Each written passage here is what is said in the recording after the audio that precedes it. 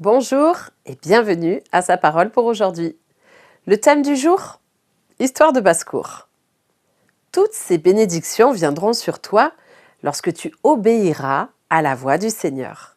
Deutéronome chapitre 28, verset 2.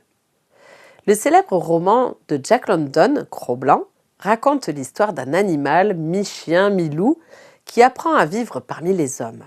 Cro-Blanc était très friand de poulet. Un jour, il s'introduisit dans un poulailler et tua une cinquantaine de poules.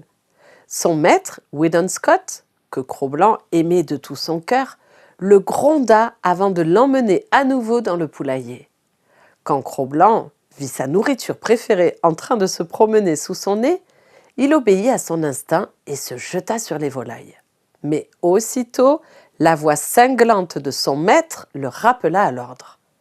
Cro-Blanc demeura un bon bout de temps au milieu du poulailler. Chaque fois qu'il esquissait un mouvement en direction d'un poulet, la voix de son maître le dissuadait d'aller plus loin. Ainsi, il apprit peu à peu la leçon que son maître voulait lui inculquer, qu'il ne devait plus désormais prêter la moindre attention au poulet. Le père de Weedon Scott s'avéra d'abord sceptique quant au succès du dressage de son fils.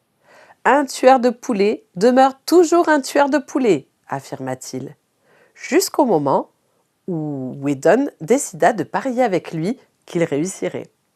Ils enfermèrent Cro-Blanc tout un après-midi au milieu des poulets pour voir sa réaction.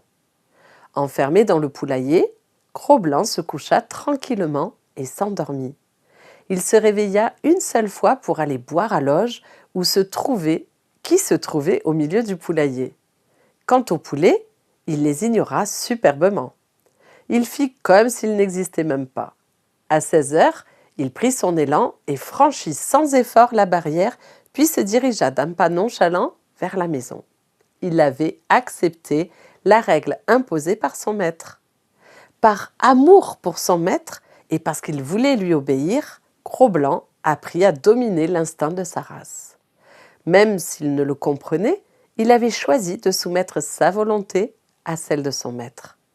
Votre basse-cour aussi est pleine de poulets. Il vous appartient de décider à qui vous choisirez d'obéir, à vos appétits charnels ou à votre maître. Soyez bénis.